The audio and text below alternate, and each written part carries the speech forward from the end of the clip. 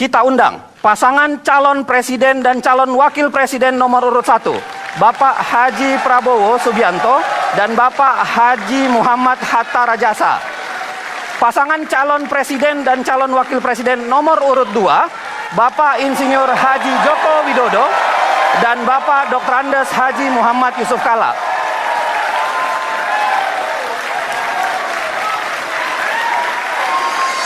Kita undang, hadirin kita sambut dengan hangat calon presiden dan calon wakil presiden Republik Indonesia.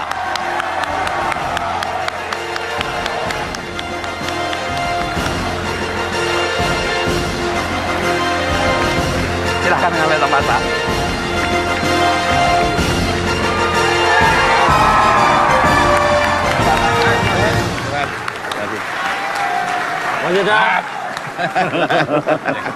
Sama.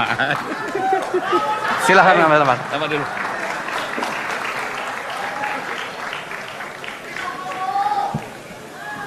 Hadirin sekalian, kita sudah masing-masing kandidat. Jadi kandidat nomor urut 1 sudah berada di tempatnya, kandidat nomor urut 2 juga sudah berada di tempatnya. Kita akan mulai. Kita awali acara hari ini dengan menyanyikan lagu kebangsaan kita, lagu Indonesia Raya.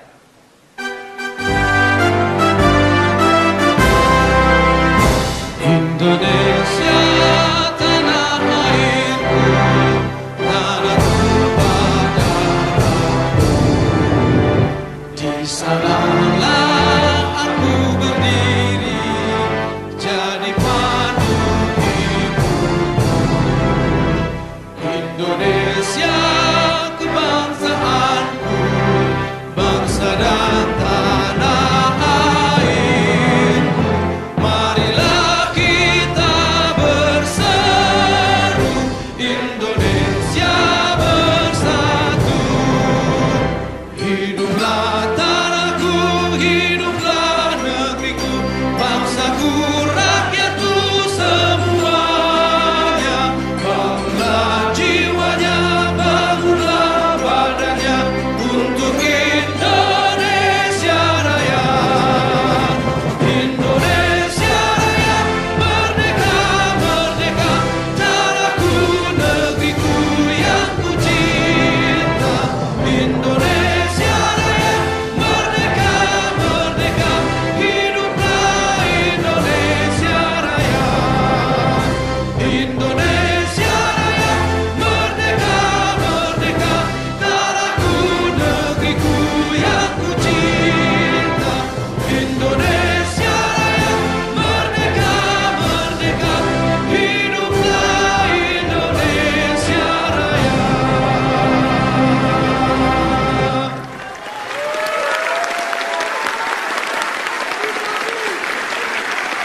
Hadirin, saya persilahkan duduk kembali. Pemirsa dan hadirin sekalian, kita akan mulai debat kali ini. Saya berharap kita semua tenang karena lagi-lagi jangan sampai bisa mengganggu substansi yang sebenarnya ingin disampaikan oleh pasangan nomor urut 1 dan pasangan nomor urut 2. Jadi saya harapkan penonton harap tenang dan menjaga tidak terlalu ribut di ruangan ini. Sebelum kita mulai, saya akan menjelaskan beberapa hal. Yang pertama, tentang format debat. Jadi format debat kali ini itu terdiri dari 6 segmen, ya kan? 6 segmen. Kira-kira isi segmennya itu adalah 1, penyampaian visi dan misi, dan 2, pendalaman visi dan misi.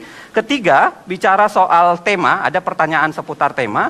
Yang keempat adalah tanya jawab antar kandidat. Jadi kita akan mempersilahkan nanti Pak Jokowi bertanya kepada Pak Prabowo, begitu juga Pak Prabowo bertanya ke Pak Jokowi. Lalu ada tanya jawab penutup. Penutup maksudnya menyampaikan penutupnya, dan yang terakhir adalah pernyataan penutup dari masing-masing kandidat. Untuk debat segmen ini, segmen kedua, kita akan mulai sebentar lagi. Satu hal lagi yang ingin saya sampaikan, yaitu pertanyaan yang akan disampaikan ini adalah pertanyaan yang dihimpun dari berbagai sumber. Jadi begitu debat ini akan dilaksanakan, ada puluhan masukan dari berbagai, ada kementerian, ada lembaga negara, ada LSM, ada individu yang memberikan masukan kepada KPU.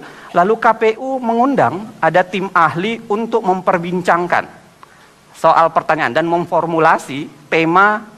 Saya bersama mereka kemudian memformulasi pertanyaan, dan karenanya saya berharap pertanyaan yang disampaikan ini bukan pertanyaan saya individual, tetapi pertanyaan dari rakyat Indonesia kepada kandidat calon presiden dan wakil presidennya. Itu yang kedua. Yang ketiga, khusus berkaitan dengan tema segmen kali ini, kita akan memperdebatkannya dengan cara kira-kira begini. Caranya adalah saya akan memberikan satu komentar singkat, yang itu adalah menggali visi dan misi yang akan Anda sampaikan dengan waktu yang kemudian akan diatur kira-kira sekitar 6 menit. 6 menit waktu untuk pasangan nomor 1 dan pasangan nomor 2. Pasangan nomor 1 sudah bersiap?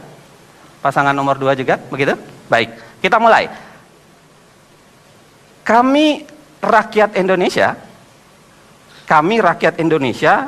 ingin tahu apa pandangan Anda tentang agenda yang Anda anggap paling penting, paling utama, dan paling menjadi unggulan untuk dilaksanakan dalam kaitan dengan tema kita hari ini, yaitu pembangunan demokrasi, pemerintahan yang bersih, dan negara hukum. Saya mulai dari pasangan calon nomor urut 1. Ada waktu 6 menit untuk Pak Prabowo dan Hatta Rajasa. Saya persilahkan, kita mulai dari sekarang. Terima kasih. Bismillahirrahmanirrahim. Assalamualaikum warahmatullahi wabarakatuh. Salam sejahtera bagi kita sekalian. Shalom, Om Swastiastu. Saudara-saudara yang saya hormati, terutama Saudara Joko Widodo, calon Presiden Republik Indonesia, dari pasangan nomor 2, yang saya hormati Bapak Muhammad Yusuf Kalla, calon Wakil Presiden Republik Indonesia, pasangan nomor 2, saudara moderator, saudara-saudara sekalian yang saya hormati, saudara-saudaraku sebangsa dan setanah air dimanapun Anda berada pada malam hari ini. Terima kasih atas kehormatan dan kesempatan kepada kami, Prabowo Subianto dan Hatta Rajasa, untuk menyampaikan beberapa pikiran kami tentang pembangunan demokrasi, pemerintahan yang bersih, dan kepastian hukum. Bagi kami, demokrasi adalah hal yang harus kita perbaiki, pertahankan, dan kembangkan terus. Karena demokrasi adalah cita-cita pendiri bangsa kita. Dan kita telah mencapai demokrasi kita sekarang dengan susah payah, dengan banyak pengorbanan, tetapi alhamdulillah kita telah merasakan bahwa kita sekarang adalah negara demokrasi ketiga terbesar di dunia. Saudara-saudara sekalian, demokrasi yang kita miliki, kita rasakan masih banyak kekurangan. Kita sendiri melihat bahwa demokrasi ini memerlukan budaya demokrasi. Kita butuh pendidikan politik. Rakyat kita sebagian besar baru merasakan punya hak politik untuk ikut pemilihan umum, tetapi kadang-kadang belum merasakan betapa pentingnya hak politik itu tersebut dilaksanakan dengan penuh pendidikan, penuh pencerahan, dan penuh rasa tanggung jawab. Mengenai pemerintah yang bersih sama dengan demokrasi adalah syarat mutlak bagi tujuan akhir kita, yaitu Indonesia yang berdaulat, bersatu, adil, makmur, dan yang bisa memberi kesejahteraan pada rakyat Indonesia. Demokrasi bagi kami adalah alat. Demokrasi adalah tangga menuju cita-cita kita, yaitu Indonesia yang kuat dan sejahtera. Kita ingin demokrasi yang produktif, bukan demokrasi yang destruktif. Kita ingin demokrasi yang bisa membawa kemakmuran kepada rakyat Indonesia. Untuk itu, pemerintah yang bersih dari korupsi adalah syarat mutlak untuk mencapai ini. Kemudian yang ketiga, kepastian hukum. Kepastian hukum adalah jaminan bagi negara untuk memberi rasa aman bagi seluruh warga negaranya. Kami, Prabowo Hatta, berkomitmen akan bekerja sekeras tenaga untuk mencapai pemerintahan yang bersih dari korupsi dan untuk menjamin kepastian hukum bagi seluruh rakyat Indonesia, dan dengan demikian melestarikan demokrasi yang pada ujungnya akan membawa kesejahteraan kepada rakyat Indonesia. Terima kasih. Pak Prabowo, Anda masih punya waktu sekitar 2 menit 30 detik. Mau ditambahkan oleh Pak Hatta? Saya menambahkan ada waktu 2 menit. Kepastian hukum juga harus memberikan jaminan terhadap penghapusan diskriminasi dalam berbagai bentuk, dalam bentuk apapun, dan harus memberikan penghormatan, pemenuhan, dan penegakan atas hukum dan pengakuan atas hak asasi manusia.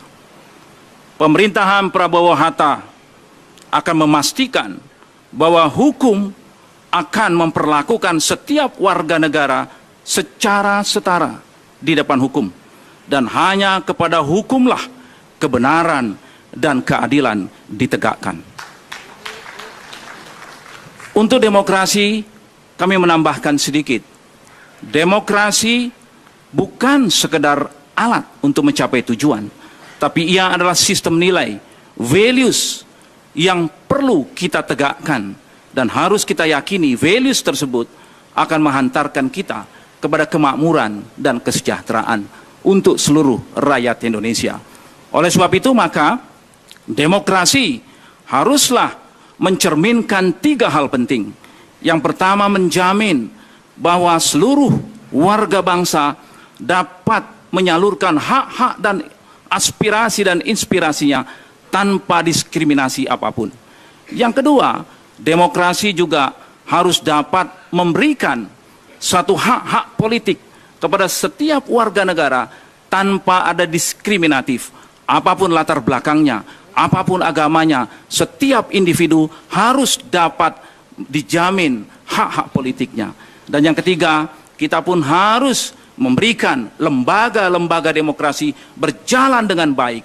Apabila 3 komponen ini berjalan dengan baik, kita akan melahirkan demokrasi yang produktif yang bisa menghantarkan rakyat Indonesia menuju kemakmuran dan kesejahteraan bagi seluruh warga bangsa Indonesia. Terima kasih. Silakan berikan tepuk tangan.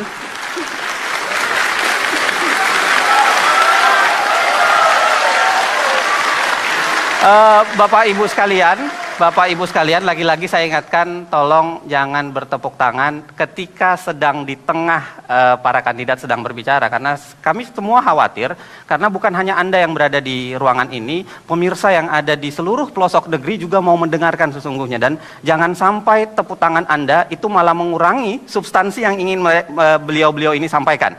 Jadi saya mohon, nanti kemudian insya Allah saya akan persilahkan Anda untuk bertepuk tangan selalu di akhir ketika pembicaraan sudah selesai. Begitu ya, saya minta kesepakatan Anda sekali lagi. Kali ini saya serahkan kepada pasangan calon nomor urut 2, Pak Jokowi dan Yusuf Kalla, pertanyaan yang sama, apa yang paling utama, agenda yang paling penting dan yang paling Anda ingin sampaikan kepada seluruh negeri yang menyaksikan Anda. Saya persilahkan 6 menit jatah untuk Anda, mulai dari sekarang. Assalamualaikum warahmatullahi wabarakatuh. Selamat malam, salam sejahtera bagi kita semua. Yang saya hormati Bapak Prabowo Subianto, yang saya hormati Bapak Hatta Rajasa, Ibu Bapak sekalian, saudara-saudara sekalian, saudara-saudaraku sebangsa dan setanah air. Republik ini adalah milik kita semuanya. Harapan rakyat ingin hidup lebih baik, ingin lebih sejahtera. Demokrasi menurut kami adalah mendengar suara rakyat dan melaksanakannya. Oleh sebab itu, kenapa setiap hari kami datang ke kampung-kampung, datang ke pasar-pasar, datang ke bantaran sungai, datang ke petani, datang ke tempat pelelangan ikan, karena kami ingin mendengar suara rakyat. Dengan cara apa? Dengan cara dialog. Pak JK, saya kira sudah banyak menyelesaikan konflik dengan cara dialog, untuk musyawarah, untuk sebuah kemanfaatan bagi rakyat banyak. Penyelesaian Tanah Abang, Waduk Pluit juga kita selesaikan dengan cara dialog. Bermusyawarah, mengundang makan, mengajak musyawarah, mengundang makan, mengajak musyawarah, kemudian menemukan manfaat bagi perpindahan itu. Kemudian yang kedua, pemerintahan yang bersih. Pemerintahan yang bersih bisa dilakukan apabila ada dua hal. Pembangunan sistem. Sistem yang seperti apa? Telah kita lakukan dan telah kita buktikan, baik waktu kami jadi wali kota maupun jadi gubernur. E-budgeting, e-procurement, e-purchasing, e-katalog, e-audit, pajak online, IMB online, cara-cara seperti itulah yang saya kira kita perlukan dan bisa dinasionalkan. Semua daerah bisa, nasional bisa melakukan ini. Apabila Jokowi dan JK diberi amanah oleh rakyat untuk memegang pemerintahan ini. Yang kedua, setelah pembangunan sistem adalah pola rekrutmen yang benar. Dengan cara apa? Dengan seleksi dan promosi terbuka. Semua terseleksi dengan baik. Sehingga yang memegang pimpinan-pimpinan, baik di kementerian, baik di kedirjenan, baik di lembaga-lembaga, juga melalui sebuah pola rekrutmen, promosi, dan seleksi yang terbuka. Tidak karena kedekatan, tidak karena senang dan tidak senang. Untuk selanjutnya, saya persilakan Bapak Yusuf Kalla. Terima kasih Bapak Jokowi dan para hadirin sebangsa dan tanah air. Kita bicara tentang kepastian hukum. Negara kita adalah negara hukum. Itu bunyi pasal 1 Undang-Undang Dasar 45. Artinya siapapun di antara kita harus taat dan memastikan bahwa semua orang memenuhi aturan dan ketentuan hukum. Salah satu syarat tentang kepastian hukum ialah kita menghormati sesama manusia. Kita harus melaksanakan hak-hak asasi manusia. Karena manusialah yang diperlakukan kepastian hukum itu. Tanpa penghormatan, tanpa pelaksanaan hak asasi manusia, tidak ada di antara kita yang dapat melaksanakan kepastian hukum itu dengan benar. Karena itulah, maka pelaksanaan hukum harus dilaksanakan dengan benar dan sesuai aturan yang ada. Banyak hal beberapa hal pokok untuk melaksanakan ketentuan kepastian hukum itu. Pertama, hukum yang memang sesuai dan merupakan ketentuan yang dapat kita terima secara umum. Kedua, ketauladanan. Tidak mungkin hukum itu dapat dilaksanakan tanpa ketauladanan daripada kita semua, khususnya para pemimpin. Jadi para pemimpin apabila ingin melaksanakan hukum, pemimpinnya terlebih dahulu melaksanakan hukum dengan betul. Apabila pemimpinnya ingin melaksanakan dasar hukum itu hak asasi manusia, maka pemimpin itu pula harus taat kepada hak asasi manusia. Tidak mungkin sebaliknya. Itu yang pokok untuk bagi kita semua. Kedua, tentu pemahaman rakyat kepada hukum itu sendiri dan ketaatannya kepada institusi. Sekarang ini masyarakat berkurang trustnya kepada institusi hukum. Karena itu institusi hukum harus kita perkuat dengan baik. KPK sebagai unsur yang kuat untuk menjaga negara dari korupsi harus diperkuat. Jangan penyidiknya hanya 60 dan sebagainya. Harus diperkuat stafnya, harus diperkuat disiplinnya, harus diperkuat anggarannya. Begitu juga unsur hukum penegak hukum yang lain, polisi, jaksa harus sinkron dengan semua itu. Tanpa polisi, jaksa yang kuat, tidak mungkin kita menetapkan kepastian hukum. DPR yang baik, yang harus menata hukum itu, harus menjalankan dengan sebaik-baiknya. Jadi, unsur yang sangat penting ialah hukum itu sendiri yang dibuat oleh DPR dan lembaga hukum yang lain. Pelaksanaannya, kita sendiri, pemimpinnya yang melaksanakan hak-hak manusia untuk menjalankan hukum itu. Apabila itu semua, demokrasi akan berjalan, pemerintah yang baik akan berjalan, akan bersih-bersih, pemerintah yang bersih akan efektif berjalan melayani seluruh masyarakat bangsa ini. Itulah cita-cita kita berbangsa, melaksanakan semua ini untuk kemakmuran dan kesejahteraan kita semua. Terima kasih. Kita berikan tepuk tangan.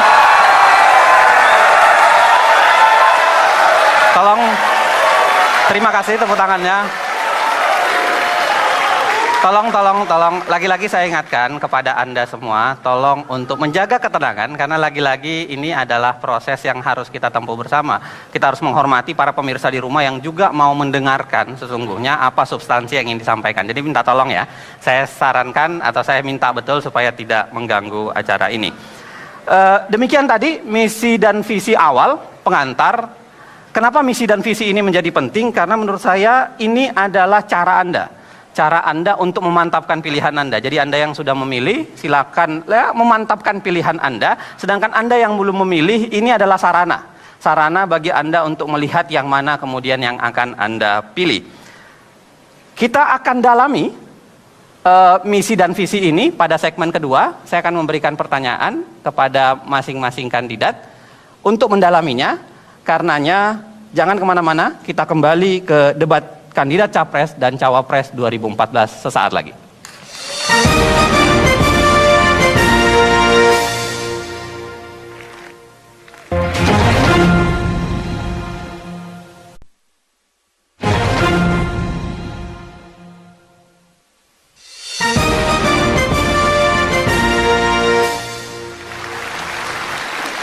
Hadirin dan pemirsa, kita lanjutkan debat. Kita kembali ke debat calon presiden, Capres dan Cawapres 2014 untuk menceritakan atau menggambarkan kepada kita semua visi dan misi mereka perihal pembangunan demokrasi, pemerintahan yang bersih, dan penegakan hukum. Saya ingatkan kepada pemirsa yang ada di rumah, kami memang memberikan peraturan yang jelas bahwa jangan sampai ada tepuk tangan di saat ketika mereka sedang berbicara. Kenapa begitu? Karena ini untuk menghormati pemirsa yang di rumah, agar pemirsa yang di rumah bisa mendapatkan substansi yang sesungguhnya ingin disampaikan oleh kedua pasangan. Saya akan mulai segmen kedua. Segmen kedua ini adalah pertanyaan yang terkait dengan visi dan misi yang Bapak-Bapak sudah sampaikan tadi. Akan saya berikan satu pertanyaan, yang itu akan saya mulai dengan pertanyaan pasangan nomor urut 2 dulu. Jadi satu pertanyaan untuk pasangan nomor urut 2 dan satu pertanyaan untuk pasangan nomor urut 1. Kita mulai ya, Pak Jokowi dan Pak Yusuf Kalla. Pertanyaan untuk Bapak dalam kaitan dengan visi dan misi yang tadi Bapak sampaikan begini. Tolong disimak. Dalam konstelasi Undang-Undang Dasar saat ini, garis-garis besar haluan negara tidak lagi dikenal. Karenanya pola pembangunan Indonesia ditetapkan melalui rancangan pembangunan jangka pendek, jangka menengah, dan jangka panjang. Dalam pembangunan jangka panjang, jelas diperlukan adanya kesinambungan dari pemerintah sebelumnya dengan pemerintah yang akan datang, supaya tidak ada keterputusan proses pembangunan. Pertanyaannya, dapatkah Anda sebagai calon presiden dan calon wakil presiden melakukan evaluasi kritis terhadap program-program kerja yang telah dilaksanakan oleh pemerintahan saat ini, dan apakah yang akan Anda lakukan selanjutnya untuk mempertahankan untuk hal-hal yang sudah dianggap berhasil, memperbaiki hal-hal yang Anda anggap belum terlalu berhasil, dan kemudian mengubah hal-hal yang belum berhasil. Kira-kira begitu. Saya persilahkan, Anda punya waktu 5 menit untuk menjawab. Saya persilahkan kepada Pak Jokowi dan Yusuf Kalla, 5 menit Anda dimulai dari sekarang. Terima kasih.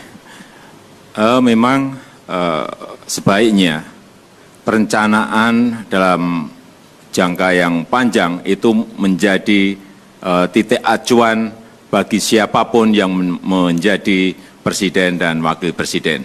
Karena tanpa itu pembangunan kita akan terpotong-potong tergantung kepada pemimpinnya mau gaya apa. Sehingga menurut saya siapapun presidennya, yang baik akan kita lanjutkan, yang tidak baik akan kita evaluasi, kita perbaiki, dan juga akan kita lanjutkan.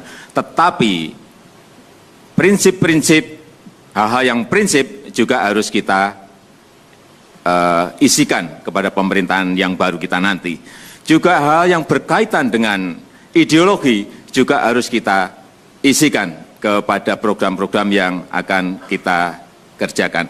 Artinya kita tidak ingin meninggalkan rencana jangka panjang, rencana jangka menengah yang sudah ada, karena itu adalah sebuah haluan, sebuah titik akhir yang nantinya akan dituju oleh bangsa dan negara ini. Tetapi hal-hal yang berkaitan dengan ideologi, hal-hal yang berkaitan dengan prinsip tetap akan kita masukkan ke dalam program-program pemerintahan baru kita.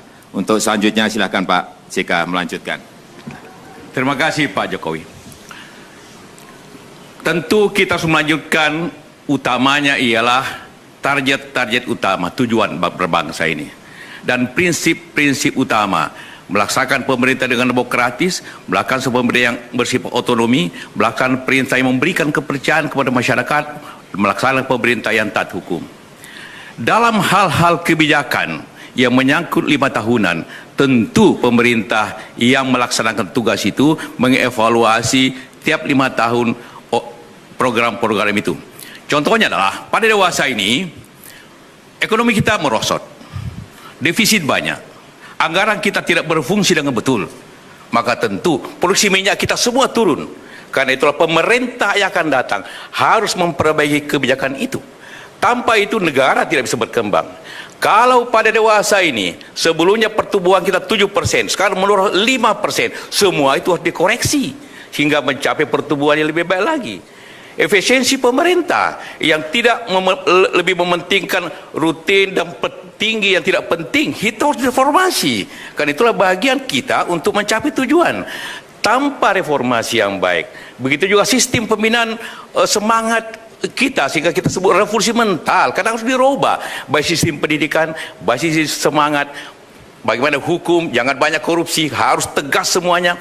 Hal-hal itulah tugas pemerintah yang akan datang untuk melaksanakan, bahwa itu membutuhkan koreksi, harus, karena pemerintah dibentuk untuk membuat perubahan. Tanpa pemerintah yang buat perubahan, bukan pemerintah yang baik untuk mencapai tujuan itu. Namun prinsip pokok tetap dijaga. Prinsip pokok tujuan, prinsip pokok asas-asasi, prinsip pelaksanaan hukum, prinsip pokok bagaimana berotonomi, memberikan kewenangan yang baik kepada daerah, karena daerah lah yang harus memutuskan itu. Bagaimana desa harus dibangun yang baik, karena desa lah yang menjadi sumber dana kita semua. Bagaimana usaha kecil harus diberikan keutamaan, karena usaha kecil lah menjadi inti dari pokok permasalahan kesejahteraan rakyat ini. Tanpa itu semua, maka kita tidak bisa mencapai pemerintah yang bersih. Bagaimana efektifnya? Pemerintah yang bersih adalah pemberian efektif, bukan pemerintah yang hanya besar, yang hanya gagah, tapi pemerintah efektif melayani secepat-cepatnya. Seperti dikatakan tadi Pak Jokowi, sistem pemerintahan apa yang lebih baik? Sistem pemerintahan yang transparan, yang terbuka, yang rakyatnya mengetahui itu. Itulah asas hubungannya antara demokrasi yang baik, pemerintahan yang baik, yang efektif, dan juga tata hukum yang baik. Mudah-mudahan itu dapat kita laksanakan. Itulah asas kita. Masih mau ditambahkan? Bapak masih punya waktu sekitar 41 menit. Silahkan kalau masih mau ditambahkan, Pak Jokowi. Dan menurut kami yang paling penting itu memang perencanaan itu penting. Rencana itu penting, tetapi yang lebih penting bagaimana melaksanakannya, bagaimana mengeksekusinya, bagaimana memutuskannya, dan bagaimana manajemen pengawasan itu bisa kita lakukan dari detik ke detik, dari hari ke hari, dari minggu ke minggu, dan dari bulan ke bulan. Terus kita lakukan manajemen pengawasan. Yang paling penting menurut saya di negara kita ini, yang paling lemah ada di manajemen pengawasan. Baik, terima kasih Pak Jokowi. Itulah tadi jawaban dari pasangan nomor urut 2, Pak Jokowi dan Yusuf Kalla. Sekarang kita akan menuju ke pasangan nomor urut 1, Pak Prabowo dan Pak Hatta Rajasa. Pak Prabowo dan Pak Hatta Rajasa, tadi kami mendengarkan begitu banyak visi dan misi yang Anda ingin sampaikan. Tapi begini, sayangnya Indonesia masih dipersepsikan sebagai negara yang memiliki tingkat korupsi yang tinggi, sebagaimana pandangan tergambar dari berbagai angka survei. Indonesia juga dilihat sebagai negara yang masih memiliki kinerja pemerintahan yang belum baik, kalau kita lihat dari indeks efisiensi dan efektivitas pemerintahan. Yang memprihatinkan, Indonesia dilihat belum dapat melakukan perlindungan hak asasi manusia secara baik. Sebagai negara hukum, Indonesia masih dianggap belum mampu melakukan penegakan hukum secara adil, karena penegakan hukum Indonesia cenderung dianggap tajam ke bawah, namun tumpul ke atas. Lagi pula, masih banyak juga mafia peradilan di dalamnya. Pertanyaannya begini, Pak Prabowo dan Pak Hatta, apa agenda khusus yang lebih detail, apa agenda khusus yang akan Anda lakukan untuk memperbaiki keadaan ini? Silahkan yakinkan rakyat Indonesia bahwa Anda orang yang tepat sebagai pendorong efektivitas dan efisiensi pemerintahan, pendukung kuat pemberantasan korupsi, pendorong penegakan hukum yang adil, serta pelindung kuat atas hak-hak asasi manusia. Saya persilahkan, Anda punya waktu 5 menit dari sekarang.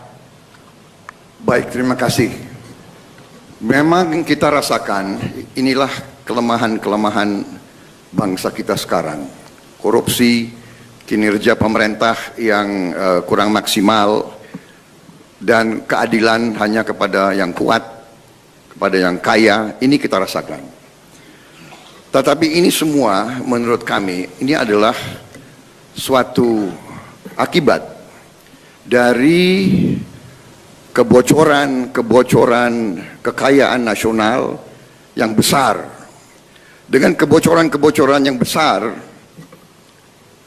yang diakibatkan oleh memang masalah sistemik, akhirnya tidak ada sumber daya yang cukup untuk menjamin kualitas hidup para pejabat-pejabat aparatur negara yang menentukan jalannya pemerintahan. Artinya korupsi terjadi di Indonesia karena para pejabat-pejabat yang berkuasa takut masa depan, takut pensiun. Gaji bupati umpamanya adalah sekitar 6-7 juta rupiah, padahal dia kampanye, dia ikut pilkada langsung, dia habis 15 miliar, ya kan? Demikian di mana-mana. Akibatnya dia akan ambil dari APBD. Sama, menteri-menteri juga begitu. Menteri kalau tidak salah mungkin gajinya sekarang sekitar 18 juta rupiah. Padahal tanggung jawab yang dikelola sangat besar. Karena kualitas hidup, rasa ketakutan ini, dan juga dengan sistem demokrasi kita. Sistem demokrasi kita yang begitu liberal, mewajibkan setiap pemimpin politik untuk harus cari uang untuk melaksanakan kampanye politik. Dengan demikian, dia akan mengandalkan kader-kader dia di DPR dan di departemen-departemen. Inilah sumber daripada masalah bangsa. Juga bahwa elit bangsa Indonesia selama berapa puluh tahun ini, menurut pendapat saya agak lengah membiarkan sumber-sumber daya ekonomi kita terlalu banyak mengalir keluar bangsa kita. Nah, kalau kita mau perbaiki, mengurangi korupsi, kita harus jamin kualitas hidup para pejabat negara, pegawai-pegawai yang menentukan pegawai negeri, hakim, polisi, jaksa, semua penegak hukum, semua pejabat dan pegawai negeri di tempat-tempat yang penting harus dijamin kualitas hidupnya. Sebagai contoh, Hakim Agung di Inggris gajinya terbesar, lebih besar dari Perdana Menteri. Ini strategi kami. Kami ingin menutupi pertama kebocoran. Ya. Kita kalau bicara ingin memperbaiki ini, ingin perbaiki itu, ujung-ujungnya urusan uang, urusan duit. Karena itulah penegak-penegak hukum harus ditingkatkan kemampuan manajerial, kemampuan teknisnya, pendidikan, ini harus diperbaiki. Ini semua butuh investasi dana yang besar. Kemudian rekrutmen, saya sependapat dengan Pak Joko Widodo dan Pak Yusuf Kalla. Kita harus rekrut orang-orang terbaik dengan sistem yang terbuka, transparansi, penggunaan teknologi informatika yang terbaru. Saya sangat sependapat, e-government, sebanyak mungkin kita menggunakan teknologi modern, kita bisa kurangi kebocoran-kebocoran itu. Dengan kita mengurangi kebocoran, kita punya dana, kita perbaiki kualitas hidup, baru kita hasilkan suatu pemerintahan yang bersih, yang bebas dari korupsi, yang berkinerja tinggi, yang melayani rakyat dan melindungi hak-hak rakyatnya. Saya kira itu. Masih ada waktu 31 Ya, saya detik. ingin menambahkan, kita harus agresif di dalam pencegahan dan pemberantasan korupsi. Oleh sebab itu strategi kita harus jelas, perkuat KPK. KPK memiliki 5 tugas pokok. 2 tugas pokok utama saya kira sudah tepat, dan 8 kebijakan yang diterapkan KPK harus kita dukung. Yang pertama adalah pencegahan, ini membangun sistem building yang baik. Yang kedua monitor, sehingga seluruh institusi-institusi harus dapat dipertanggungjawabkan seluruh kinerjanya. Waktu selesai saya kira. Terima kasih Pak Terima kasih. Prabowo dan Pak Hatta.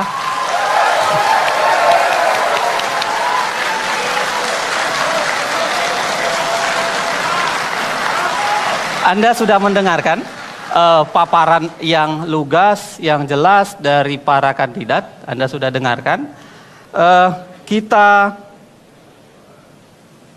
Kita lanjutkan ke sesi berikutnya nanti.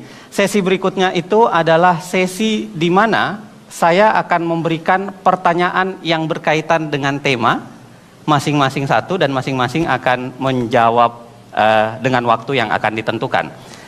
Tentu ini sangat Anda nantikan, karenanya jangan kemana-mana, kita kembali debat kandidat calon presiden dan calon wakil presiden sesaat lagi.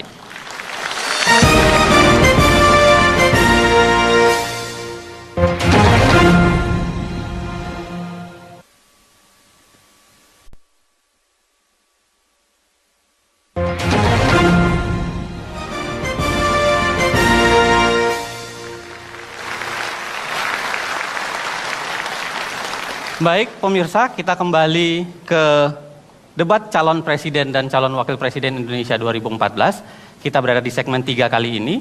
Di segmen ini saya akan melontarkan pertanyaan dalam kaitan dengan tema ini.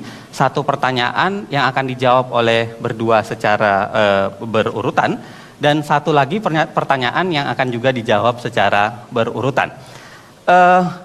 Pertama, karena tadi terakhir ke Pak Jokowi, maka pertanyaan ini saya akan sampaikan duluan kepada Pak Prabowo Subianto dan Pak Hatta Rajasa. Karena pertanyaannya agak panjang, jadi mohon barangkali bisa disimak. Begitu juga untuk Pak Joko Widodo dan Pak Yusuf Kalla, mohon disimak betul. Pertanyaan pada segmen 3 ini, Anda akan diberikan waktu 4 menit untuk menjawabnya. Begini, biaya pelaksanaan demokrasi di Indonesia masih dirasakan sangat mahal. Ini terlihat dari besarnya biaya pengelolaan organisasi partai politik hingga biaya pencalonan dan pemilihan anggota parlemen. Proses demokrasi yang mahal ini seringkali menjadi penyebab terjadinya perilaku koruptif di kalangan pengurus partai dan anggota parlemen. Kalau kita baca data Global Barometer Corruption, menyebutkan bahwa partai politik dan parlemen adalah pelaku tindak koruptif paling utama di begitu banyak negara. Jadi bukan hanya sekedar Indonesia kasus ini. Pada saat yang sama, Anda sebagai kandidat calon presiden dan calon wakil presiden disokong oleh partai-partai yang tentu memiliki potensi mengidap masalah ini. Padahal bila Anda kelak menjabat presiden dan wakil presiden, dukungan kuat dari partai-partai politik melalui koalisi di parlemen sangat Anda perlukan agar pemerintahan dapat berjalan secara stabil. Pertanyaannya, bila Anda terpilih menjadi presiden dan wakil presiden nanti, apa langkah-langkah nyata yang akan Anda lakukan untuk menjadikan pemerintahan Anda bersih, efektif, serta stabil, pada saat yang sama mampu menghindarkan diri dari kemungkinan rongrongan partai-partai politik yang telah mendukung Anda dengan meminta Anda untuk balas budi dengan memberikan berbagai kemudahan mendapatkan uang. Begitu pertanyaannya. Saya persilahkan Pak Prabowo dan Pak Hatta Rajasa, 4 menit, kita mulai dari sekarang. Baik, memang ini adalah inti masalah yang kita hadapi sekarang. Tetapi saya percaya dengan adagium bahwa tidak ada pengikut yang jelek, hanya ada pemimpin-pemimpin yang jelek. Jadi apabila kita sebagai pemimpin, kita tegas meyakinkan para mitra kita, anggota kita, bahwa kita bergabung dengan syarat kita tidak akan merongrong anggaran negara, APBN, APBD, 1 sen pun. Ini adalah syarat saya kepada mitra-mitra saya, dan di semua partai banyak kader-kader yang baik. Di semua partai banyak patriot-patriot yang ingin bekerja untuk negara dan bangsa. Nah, inilah yang kita cari untuk bergabung, dan kita sepakat bahwa pada saat kita memimpin pemerintahan, hanya pengabdian kepada rakyat dan bangsa itu menjadi motif utama kita. Jadi kita sudah sepakat APBN dan APBD tidak boleh kita kurangi 1 sen pun. Nah, bagaimana caranya untuk memenuhi kebutuhan demokrasi yang membutuhkan biaya dan ongkos politik? Saya sangat percaya bahwa ekonomi kita sangat besar, potensi kita sangat besar, kekayaan kita sangat besar. Kita harus mewujudkan suasana masyarakat yang modern, bahwa masyarakatlah yang harus merasa ingin menyumbang kepada partainya. Ini strategi yang kita harus terapkan. Kita harus minta anggota kita untuk berkorban mendukung perjuangan partai. Saya kira itu salah satu strategi yang bisa kita terapkan. Silahkan Ya, Pak Hatta. saya menambahkan, yang pertama, Presiden dipilih langsung oleh rakyat. Oleh sebab itu, Presiden memegang mandat rakyat, bertanggung jawab kepada rakyat, bukan kepada partai politik. Oleh sebab itu, jangan pernah permisif dan jangan pernah dalam koalisi tunduk kepada apa yang dimaui oleh partai-partai politik yang ada dalam koalisi. Oleh sebab itu, tegas di dalam menjalankan pemerintahan sesuai dengan visi misi yang dikembangkan, sesuai dengan RPJMN yang dikembangkan, dan sesuai pula dengan pembangunan jangka panjang sebagai guidance kita. Yang kedua, yang paling penting dan ini sangat mendasar, yaitu kita jangan menempatkan pemilihan SDM, baik menteri maupun pejabat-pejabat penting, itu didasarkan kepada alokasi kepada partai-partai politik. Ini harus tegas dan dijadikan budaya siapapun presidennya. Oleh sebab itu, yang terpenting nantinya itu adalah memberikan kesempatan kepada putra-putri terbaik. Dalam bahasa yang lebih sederhana adalah kabinet ahli atau second kabinet. Nah, yang ketiga yang paling penting juga adalah di dalam pembiayaan. Tadi dikatakan demokrasi kita yang sangat mahal, maka pemerintahan mendatang harus melakukan evaluasi kritis terhadap cara kita melaksanakan pemilihan pilkada, pemilihan legislatif yang tadi dikatakan syarat dengan uang. Oleh sebab itu, kami bertekad nanti akan menyempurnakan ini. Demokrasi harus sederhana, murah, dan tidak membebani rakyat. Dan demokrasi harus menghasilkan putra-putri terbaik, apakah ia akan ada di legislatif, apakah ia akan menjadi bupati, wali kota, gubernur, atau menjadi presiden dan wakil presiden. Jadi demokrasi yang betul-betul dari rakyat untuk rakyat dan betul-betul menuju kepada kemakmuran. Terima kasih Pak Hatta Rajasa dan Pak Prabowo.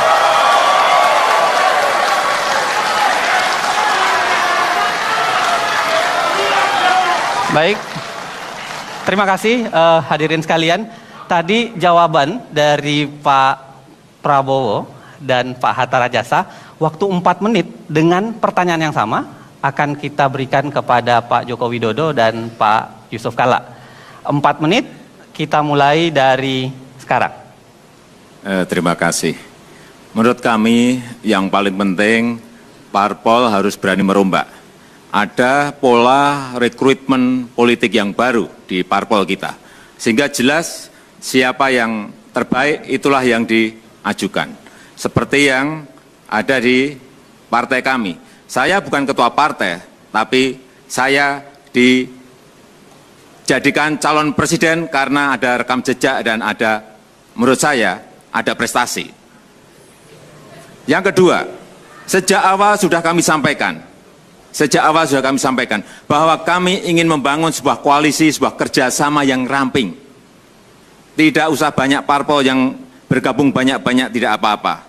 Tetapi yang paling penting adalah bahwa nantinya dalam bekerja kita ingin mengedepankan kepentingan rakyat terlebih dahulu. Bukan membagi-bagi menteri di depan, bukan membagi-bagi kursi di depan, bukan membagi-bagi kue di depan. Tetapi yang paling penting adalah sejak awal kita sampaikan koalisi kerjasama kita ada kerjasama ramping. Ini untuk menghindari agar nantinya yang terjadi tidak hanya bagi-bagi kursi. Kemudian yang ketiga, dalam melaksanakan kampanye, kami juga ingin mendapatkan dukungan rakyat dari sisi pendanaan. Oleh sebab itu kami membuka rekening gotong royong, sumbangan dari rakyat yang nantinya akan diaudit oleh lembaga yang kredibel, sehingga kami tidak bisa ditekan oleh siapapun, karena biaya kami akan kami buka secara transparan. Kami mempunyai rekam jejak untuk itu. Silakan dilanjutkan Pak. Silakan Pak Hatta. Terima kasih. Kita menyadari memang bahwa biaya politik kita mahal akibat begitu banyak pilkada, begitu banyak pemilu di tanah air ini. Maka tentu yang harus kita perbaiki ialah sistem itu sendiri. Bagaimana pilkada disatukan lebih banyak sehingga efisiensi baik partai baik dan termasuk negara. Kedua, bagaimana rekrutmen menjadi hal yang sangat penting, bagaimana caranya tidak lagi seperti tahun lalu seperti ini. Kedua ialah memang adalah filosofi yang berbeda barangkali dari kami. Kami bersyukur seperti yang katakan Pak Jokowi, partai pendukung kami adalah keikhlasan. Tidak ada janji berapa 7-8 menteri sehingga tidak ikatan. Tidak ada janji siapa menjabat apa, menteri apa lebih tinggi, jabatan lebih, kami tidak ada. Ini keikhlasan, ini tidak ada beban sama sekali. Ya kan? Itu yang menyebabkan kami biaya murah. Kalau biaya murah pasti tidak ada tekanan. Kalau biaya mahal ada tekanan, gitu kan? Kemudian tentu bahwa pengalaman kita semua, kami bersyukur. Ini partai tidak banyak, jadi berarti walaupun juga semua partai ikhlas, makin kecil lagi, tidak banyak. Jadi tidak Pak Moderator, apa yang diharapkan disangkakan bahwa kami akan tertekan, tidak sama sekali, karena semua ikhlas. Jadi itulah keikhlasanlah, ketujuanlah yang akan membentengi semua akibat negatif apabila akan terjadi dugaan-dugaan ini. Insya Allah kami akan bebas, kami sampaikan ke seluruh rakyat, kami akan bebas daripada itu, karena memang keikhlasan mendasari kita semuanya. Terima kasih. Pak Joko Widodo dan Pak Joko Widodo masih ada waktu 31 detik. Silahkan kalau masih mau ditambahkan. Ya, tradisi yang baru ini harus kita mulai. Bahwa yang menjadi capres tidak harus ketua umum partai. Seperti saya dan Pak JK, bukan ketua umum partai. Ini tradisi baru yang harus kita mulai. Dan saya kira dengan cara-cara seperti ini, nanti yang akan maju adalah yang terbaik, bukan yang ketua partai. Terima kasih. Silakan tepuk tangan.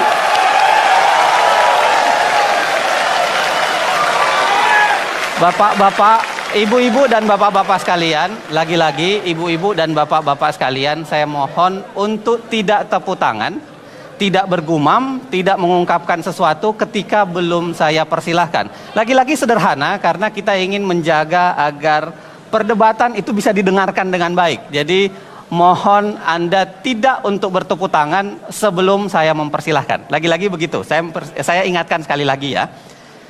Sekian, begitulah tadi pertanyaan pertama yang kemudian sudah dijawab 4 menit oleh pasangan nomor urut 1 dan 4 menit oleh pasangan nomor 2. Kita pindah ke pertanyaan nomor 2. Tapi sekarang kita balik. Kita akan persilahkan dulu Pak Joko Widodo dan Pak Yusuf Kalla untuk menyimak, dan saya ingatkan juga barangkali bisa disimak pertanyaannya. Saya akan bacakan. Negara Indonesia adalah negara yang dibangun dalam kerangka Kebineka Tunggal Ikaan. Bhinneka Tunggal Ika adalah semboyan bangsa yang sudah sejak dahulu menjadi bagian dari cita-cita para pendiri bangsa. Sayangnya, saat ini kenyataan kadang-kadang berkata sebaliknya.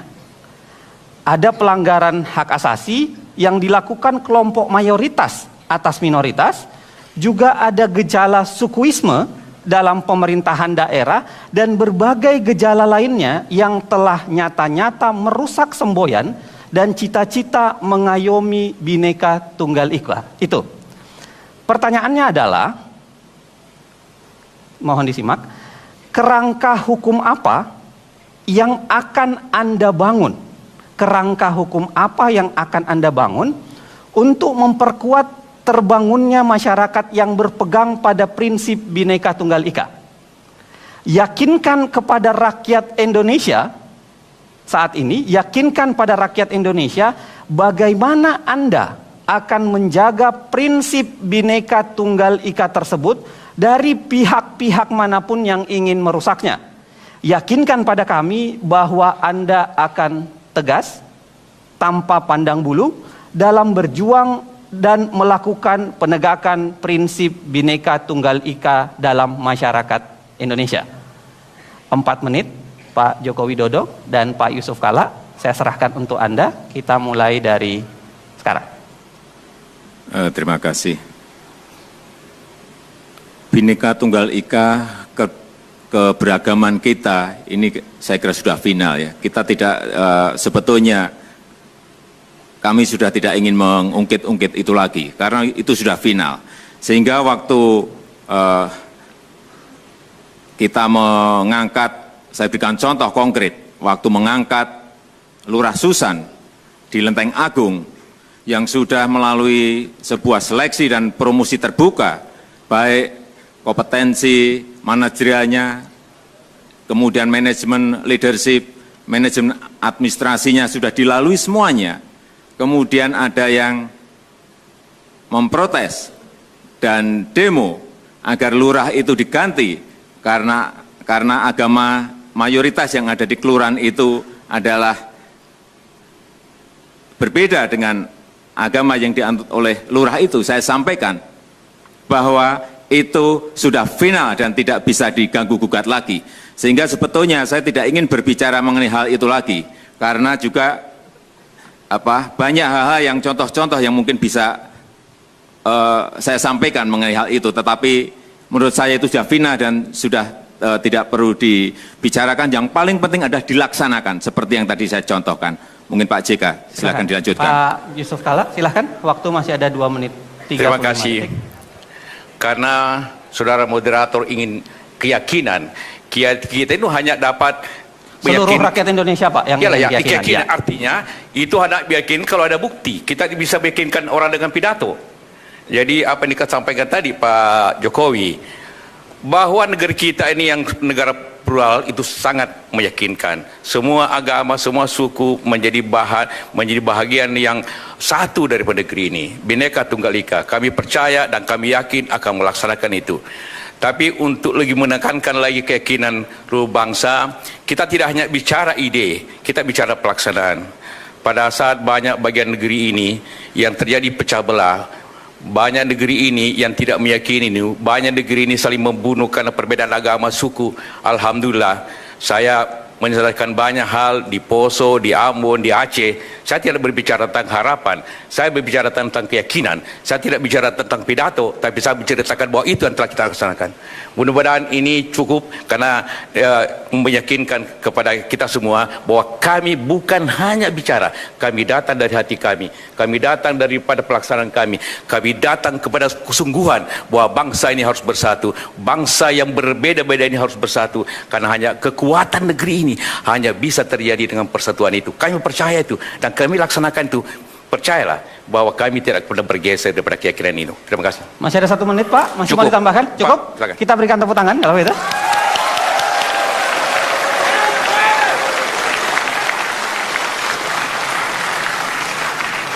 Pak Prabowo dan Pak Hatta Rajasa, pertanyaan yang sama, mudah-mudahan Pak Bapak masih mengingatnya, masih ini. Anda diberikan waktu 4 menit untuk menjawabnya. Saya persilahkan, kita mulai dari sekarang. Silahkan Pak. Baik, terima kasih. Pertanyaan tadi adalah kerangka hukum apa yang akan dibangun untuk menjamin nilai Bhinneka Tunggal Ika. Kalau kita bicara itu, sebetulnya piranti hukum yang ada di bangsa kita sudah cukup. Undang-Undang Dasar 1945 sebetulnya sudah sangat jelas, apalagi dalam versi yang asli tanggal 18 Agustus 1945. Dan kami juga, saya kira sudah jelas dan tegas. Ya, kami yang mencalonkan orang minoritas menjadi wakil gubernurnya Saudara Joko Widodo, Saudara Ahok, waktu itu cukup kontroversial, tetapi saya sebagai pimpinan Partai Gerindra, Ketua Dewan Pembina, sayalah yang keras mempertahankan waktu ada serangan-serangan bahwa tidak baik atau tidak mungkin orang minoritas menjadi wakil gubernur. Saya kira saya mengambil satu sikap yang diketahui oleh umum, yaitu komitmen kita terus menerus, tetapi intinya bukan kerangka hukum. Menurut saya intinya adalah pendidikan, intinya adalah contoh, intinya adalah keteladanan daripada semua unsur pimpinan. Jadi saya menegaskan di sini bahwa kami dalam kegiatan sehari-hari terus-menerus berusaha memelihara suasana Bhinneka Tunggal Ika itu. Dalam rekrutmen politik, kita benar-benar menjaga Bhinneka Tunggal Ika. Memberi kesempatan politik juga demikian. Jadi kerangka hukumnya sudah bagus, tinggal penegakannya dan keteladanan yang harus diberikan. Dan untuk itu saya kira komitmen Partai Gerindra itu sangat jelas. Partai-partai lain juga di tempat kami sangat jelas. Kami tidak main-main dengan masalah Bhinneka Tunggal Ika ini. Pak Hatta. Silahkan Pak Hatta, masih ada 1 menit. Keberagaman dan kebinekaan adalah rahmat anugerah Allah Subhanahu wa taala yang harus kita pelihara dan harus kita jaga dengan baik. Negeri ini dibangun atas dasar keinginan bersama untuk hidup bersama dalam negara kesatuan Republik Indonesia yang diaduk oleh sentimen kesejarahan dari rasa nasionalisme dan multikulturalisme. Meniadakan satu di antara itu hanya akan merusak yang satunya. Oleh sebab itu kebinekaan adalah harga mati bagi kita semua, dan kekuatan bangsa kita justru terletak keberagaman dan perbedaan itu. Oleh sebab itu kami berdua meyakini bahwa keberagaman, kebinekaan, perbedaan adalah rahmat, justru menjadi kekuatan kita dan kemampuan kita untuk merawat, memelihara, menjaga, saling menghormati, saling melindungi, yang mayoritas melindungi yang minoritas menghormati yang mayoritas, apapun latar belakangnya adalah kekuatan bangsa ini. Dan saya yakin kita akan menjadi besar, bangsa ini menjadi besar, manakala kita mampu merawat itu semua, menjaga itu semua, dan menjadikannya sebuah kekuatan bangsa ini untuk menjadi bangsa yang unggul di abad-abad ini dan abad mendatang. Terima kasih. Cukup, Pak. Silakan.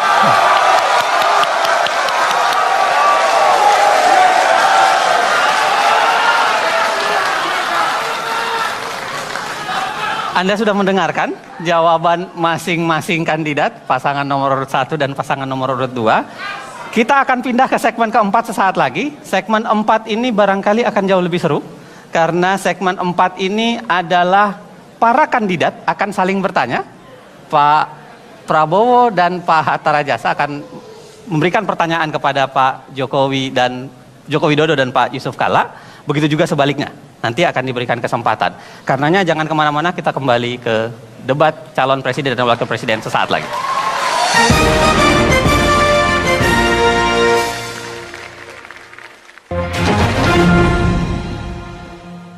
Kepada pihak yang satunya.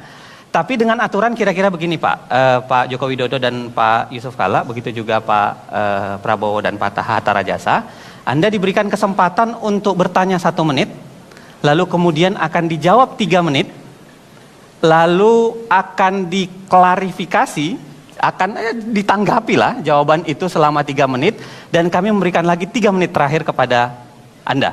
Jadi dia akan berlempar 1 pertanyaan, 3 menit jawaban, 3 menit tanggapan, lalu 3 menit klarifikasi terakhir.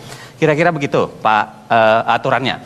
Nah, kita akan mulai dengan pertanyaan yang pertama. Saya akan berikan kesempatan, dibalik lagi. Saya berikan kesempatan dulu kepada pasangan nomor urut 1, Pak Prabowo dan Pak Hatta Rajasa, untuk bertanya 1 menit kepada Pak Joko Widodo dan Pak JK. Lalu saya kembalikan ke Anda 3 menit, lalu akan kembali lagi ke mereka 3 menit. Ya, saya persilahkan Anda. Persilahkan membaca atau menyampaikan pertanyaan dari Anda. Pertanyaan apa yang sangat Anda ingin sampaikan kepada kandidat nomor urut 2? Saya berikan kesempatan 1 menit. Dimulai dari sekarang. Silahkan. Baik, terima kasih Saudara Joko Widodo. Seandainya Anda jadi presiden, ada satu hal yang ingin kami tanya, yaitu tentang pemilihan kepala daerah, bupati dan wali kota. Setelah dihitung, kalau pemilihan langsung 500 bupati kepala daerah, bupati wali kota itu kurang lebih membutuhkan biaya 13 triliun kalau pemilihan langsung. Kalau pemilihannya lewat DPRD, berarti kita menghemat 13 triliun. Bagaimana sikap Bapak tentang hal itu? Kemudian bagaimana sikap Bapak tentang tuntutan atau harapan banyak daerah ingin terus menambah pemekaran kabupaten-kabupaten dan provinsi-provinsi baru. Padahal beban terhadap anggaran nasional sudah sangat-sangat berat. Cukup Pak Prabowo dan Pak Hatta Rajasa. Pertanyaannya jelas ya. Jadi silahkan Anda diberikan kesempatan untuk menjawab 3 menit pertanyaan tersebut. Saya mulai dari sekarang. Silahkan. Sebagai bentuk dari kedaulatan rakyat, saya kira pemilihan langsung kepala daerah, baik bupati, wali kota maupun gubernur, tetap dilaksanakan seperti sekarang. Hanya caranya yang teknisnya yang harus mungkin kita perbaiki. Dilaksanakan serentak untuk mengurangi biaya, baik di sebuah provinsi atau mungkin bisa di dalam sebuah negara. Tetapi ini memerlukan transisi yang agak lama. Kemudian yang kedua, mengenai pemekaran. Tempat-tempat yang memang sangat diperlukan untuk dimekarkan dalam rangka lebih mengembangkan provinsi atau daerah itu, tidak ada masalah. Tetapi dengan catatan, apabila nantinya sudah dimekarkan dan mereka tidak bisa mandiri dan mereka hanya membebani, bisa ditarik kembali dan hapuskan lagi. Pemberiannya diperketat, pemberiannya dicek yang betul, dan yang paling penting jangan sampai ada lobby-lobby lagi, jangan sampai ada dengan cara menekan-menekan ke pusat, tetapi betul-betul dengan kalkulasi dan perhitungan yang betul-betul cermat, teliti, karena jangan sampai anggaran kita habiskan untuk pemekaran dan tidak menyasar pada pelayanan kepada masyarakat, tidak menyasar pada pembangunan di wilayah itu. Mau ditambahkan Pak Yusuf Kalla? Iya, terima kasih.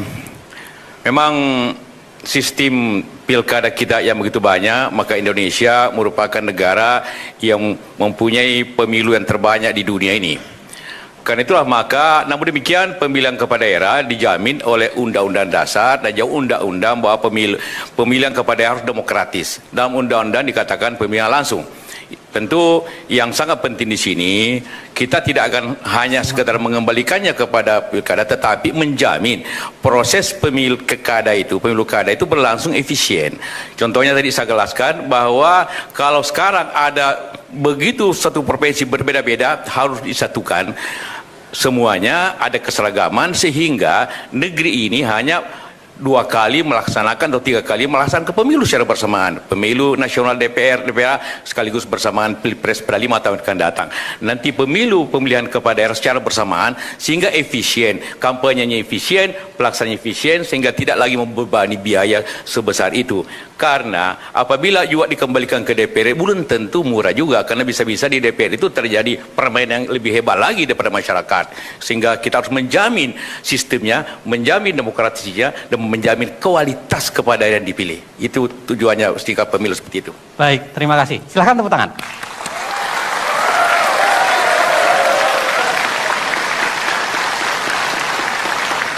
Pak Prabowo dan Pak Hatta Rajasa sudah mendengarkan barangkali dan mencatat, saya lihat tadi. Anda silahkan memberikan tanggapan, catatan kritis juga boleh, terhadap jawaban yang diberikan dari Pak Joko Widodo dan Pak Yusuf Kalla. Anda punya waktu 3 menit, saya persilahkan dari sekarang. Silahkan.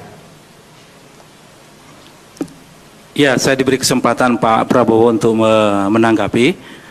Walaupun tadi itu belum dijelaskan seperti apa yang disebut efisien itu, masih kualitatif, belum terukur, tapi memang kita harus melaksanakan sebuah pemilihan yang lebih sehat, yang lebih terukur, yang tidak terlalu boros dengan biaya.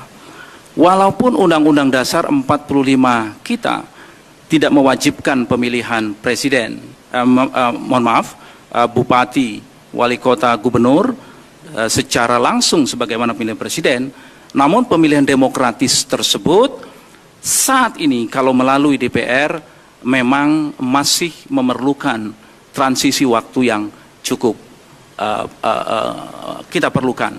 Oleh sebab itu memang esensinya adalah pemilihan langsung itu memang itulah yang dikehendaki oleh rakyat saat ini, namun memang harus kita lakukan dalam kondisi atau keadaan yang betul-betul bisa tidak membebani biaya yang tinggi. Misalkan kalau kita ambil contoh, saat ini sedang digagas untuk pemilihan secara serentak. Saya kira serentak ini akan menghemat biaya yang cukup menekan, cukup murah, dan ini memerlukan waktu yang ke depan ini untuk segera kita persiapkan dengan baik. Ya, ini pandangan kami terhadap itu. Masih ada Pak Prabowo barangkali mau menambahkan? Mohon, saya tadi kurang begitu jelas tentang pemekaran. Kriteria apa yang Bapak, ya daerah mana? Kalau satu daerah minta, daerah lain juga minta dan tidak dikasih, ini kira-kira bagaimana? Dari segi penghematan anggaran dan dari segi keadilan antara daerah. Ada satu kabupaten sebagai contoh yang jumlah penduduknya hanya 20.000, tapi dikasih pemekaran.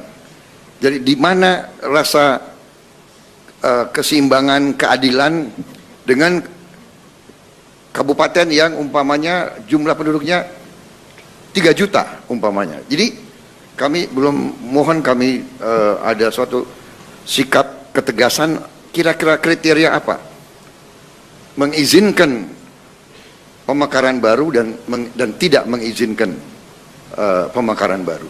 Apakah jumlah penduduk, apakah luas wilayah, apakah keamanan, atau letak geografis, kira-kira di mana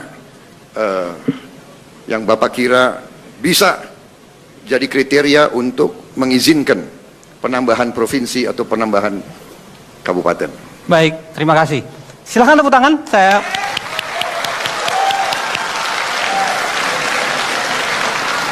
Pak Jokowi dan Pak Yusuf Kalla, kelihatannya ada yang harus Anda klarifikasi lebih lanjut dari pertanyaan Pak Prabowo dan Pak Hatta Rajasa. Anda punya waktu 3 menit. Saya persilahkan dari sekarang. Tentu saja banyak yang harus dikalkulasi, banyak yang harus dihitung. Yang pertama masalah potensi ekonomi yang ada. Apakah bisa menopang daerah itu untuk mandiri? Artinya ada pendapatan asli daerah yang nantinya bisa menggerakkan pemerintahan yang ada di sana. Kemudian juga yang kedua, apakah dengan dibuka daerah baru itu, rakyat mendapatkan manfaatnya? Atau hanya elitnya yang mendapatkan manfaat? Karena yang banyak elitnya saja yang mendapatkan manfaat, tapi rakyatnya tidak mendapatkan manfaat.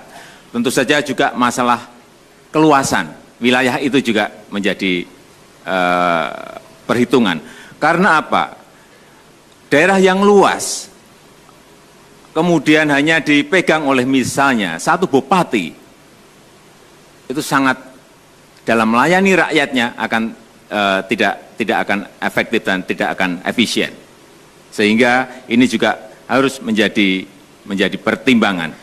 Jumlah penduduk juga harus menjadi pertimbangan. Apakah penduduk yang hanya sedikit itu bisa diberikan?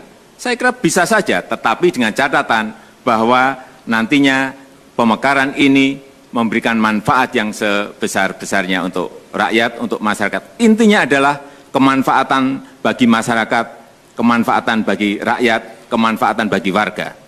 Arahnya ke sana, bukan memberikan keuntungan-keuntungan kepada elit-elit politik yang ada, yang meminta pemekaran itu. Pak Yusuf Kalla, ada yang mau tambahkan? Pertama, terima kasih kepada Hatta, Bapak setuju dengan kami, itu yang pertama. Jadi kita tidak perlu komentari lagi karena beliau 100% setuju.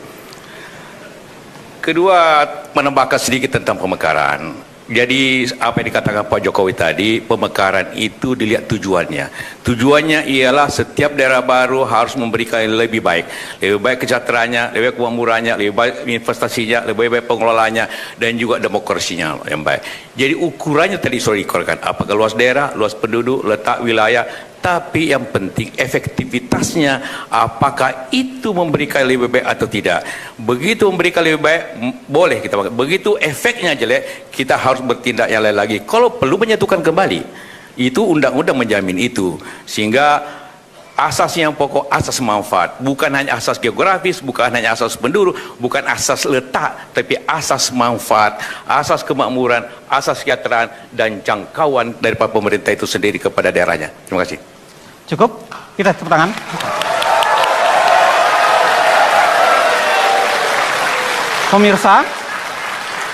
Pemirsa dan hadirin sekalian, pertanyaan pertama tadi dari pasangan nomor urut 1 ke pasangan nomor urut 2 sudah kita laksanakan. Sekarang kita balik.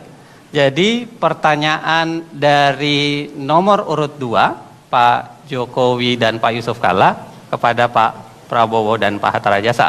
Anda punya waktu 1 menit. Pak, saya persilahkan mulai dari sekarang. Terima kasih Pak Jokowi.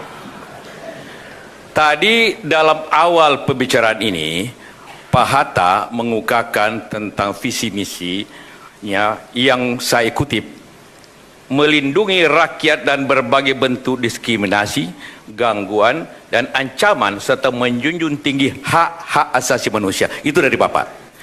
Kedua, dari Pak Prabowo mengatakan, tiada pengikut yang salah, hanya pemimpin yang salah. Sekarang pertanyaannya, bagaimana Bapak ingin menyelesaikan pelanggaran hak asasi manusia masa lalu dan menjaga hak asasi dipertahankan pada masa datang? Itu aja. Silahkan, kalau ada yang mau tepuk tangan silahkan.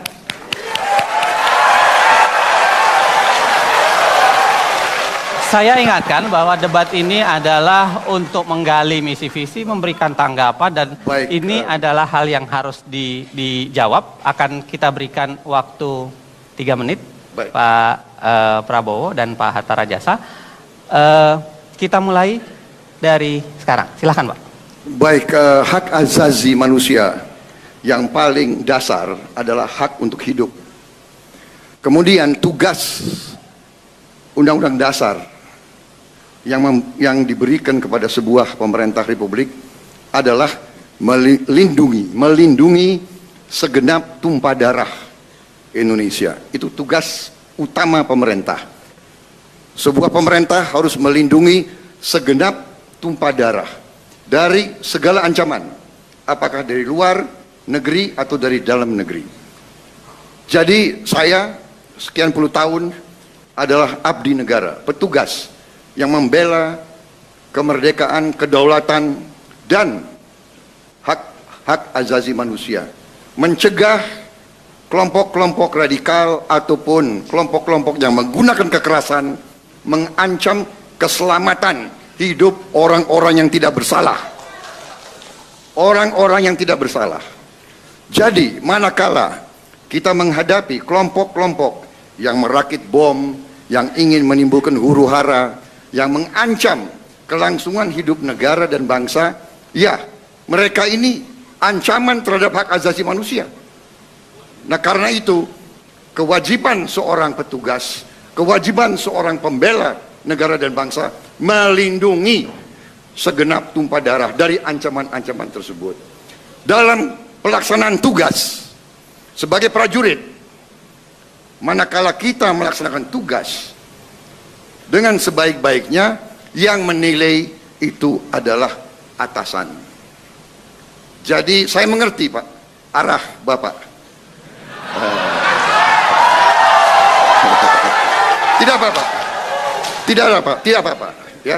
Saya tidak apa-apa, tetapi saya ada di sini, saya sebagai mantan prajurit telah melaksanakan tugas dengan sebaik-baiknya. Selebihnya atasan yang menilai. Apakah saya, kan arah Bapak kira-kira gitu, bahwa saya tidak bisa menjaga HAM karena saya pelanggar HAM. Kira-kira itu kan Bapak arahnya. Iya kan?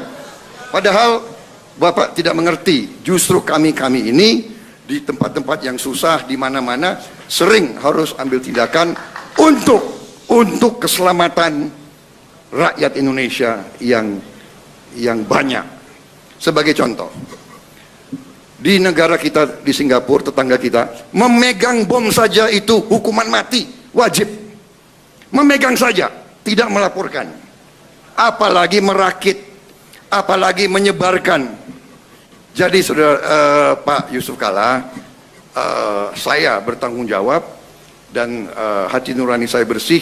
Saya pembela hak asasi manusia yang paling keras di Republik ini. Saya tidak ragu-ragu. Cukup Pak Prabowo. Silahkan tepuk tangan.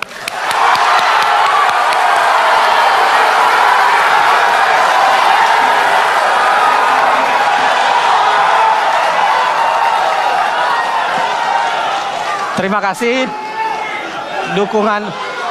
Tolong para hadirin sekalian, tolong lagi-lagi kita memberikan dukungan dengan batasan yang sudah kita sepakati tadi. Dan ini adalah penyampaian visi dan misi, dikaitkan dengan visi dan misi. Jadi pertanyaannya juga kira-kira ke arah yang sana. Ada waktu 3 menit dari Pak Joko Widodo dan Pak Yusuf Kalla untuk memberikan catatan terhadap dukungan, bisa catatan terhadap apa yang disampaikan oleh Pak Prabowo. Saya persilahkan 3 menit dari sekarang.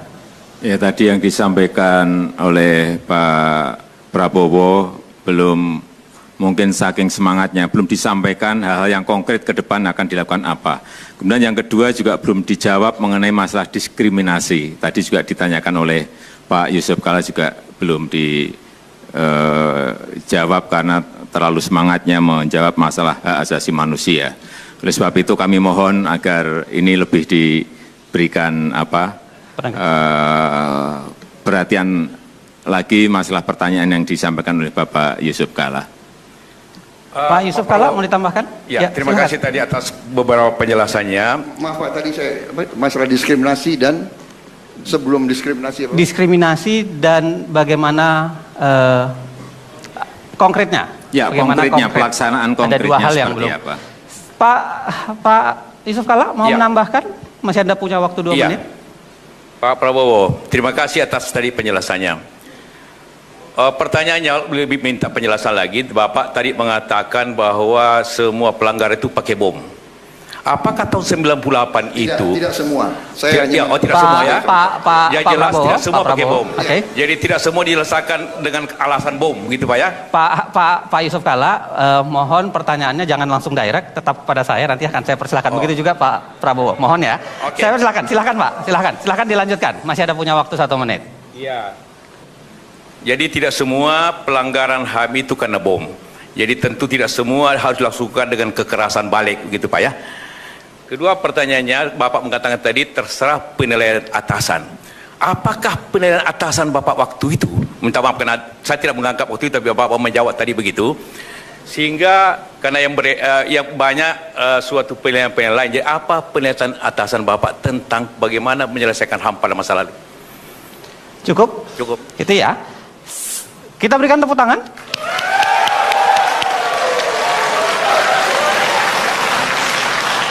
Saya berikan kesempatan 3 menit kepada Pak Prabowo dan Pak Hatta Rajasa bisa memberikan klarifikasi, catatan, bahkan mungkin memberikan penjelasan yang lebih konkret dalam kaitan yang ditanyakan, termasuk 2 hal yang tadi yang belum ditanyakan. Ada 3 menit waktu untuk Bapak Prabowo dan Pak Hatta Rajasa. Ya, baik, kita mulai dari sekarang. Silakan Pak. Jawaban terhadap Pak Joko Widodo, langkah-langkah konkret saya kira adalah di ujungnya adalah pendidikan. Masalah hak asasi manusia ini pendidikan di semua sektor, pendidikan di semua aparat, ya, pendidikan juga kepada pejabat-pejabat. Karena apa? Karena sering petugas diberi perintah, kemudian kalau ada sesuatu yang nanti dinilai tidak tepat atau secara politis kurang menguntungkan, akhirnya petugaslah yang dikorbankan dan disalahkan. Jadi ujungnya adalah pendidikan, dan pendidikan membutuhkan investasi. Tentang diskriminasi saya kira kita sudah sepakat. Kita harus melawan diskriminasi, tapi ujungnya kembali pendidikan. Jadi seluruh urusan itu pendidikan. Kepada Pak Yusuf Kalla, saya sudah jawab tadi, kita bertanggung jawab kepada atasan kita, penilaiannya ya atasan kita. Kalau Bapak ingin tanya, tanyalah atasan saya waktu itu.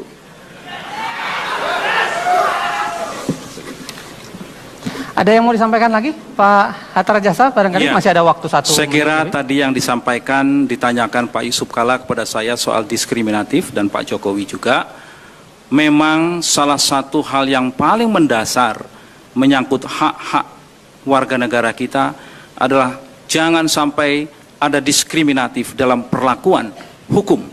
Karena konteksnya tadi konteks hukum. Istilahnya jangan tumpul ke atas, tajam ke bawah. Itu diskriminatif. Mereka harus sama di muka umum, siapapun. Dan tidak boleh, apapun latar belakangnya, apapun pendidikannya, apapun agama yang dianutnya, tidak boleh ada diskriminatif di negara Pancasila ini. Itu yang saya ingin sampaikan yang terkait dengan diskriminatif. Jadi kita apabila diberi amanat oleh rakyat, diberikan mandat, maka kami akan mencermati betul hal-hal yang berkaitan dengan masalah-masalah diskriminatif di banyak sektor saat ini. Apakah akses-akses kepada sumber-sumber kemakmuran, apakah akses-akses kepada pendidikan, apakah akses-akses kepada sumber-sumber daya alam, penggunaan lahan dan sebagainya, masih banyak terjadi diskriminasi perlakuan terhadap warga negara kita. Oleh sebab itu ini menjadi perhatian kami yang sangat serius apabila mendapatkan mandat dari rakyat. Terima kasih. Cukup Pak, terima kasih. Anda silakan tepuk tangan.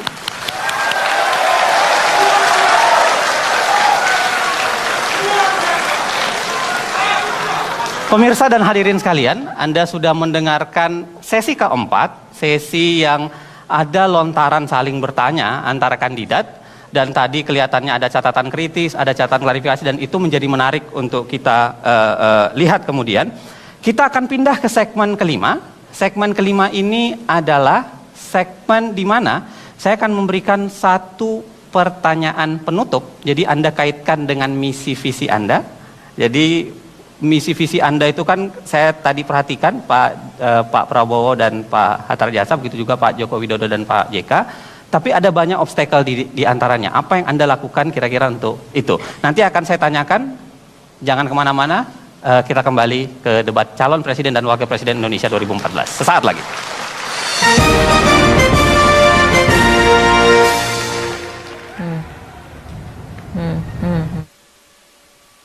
Segmen kelima ini adalah segmen pertanyaan dari saya yang itu berkaitan dengan bagaimana cara Anda menyingkirkan obstacle atau tantangan yang menghalangi Anda. Karena tadi Anda kan sudah menyampaikan visi dan misi Anda. Sudah jelas, seluruh pemirsa, seluruh pemilih di Republik ini sudah mendengarkan dengan detail.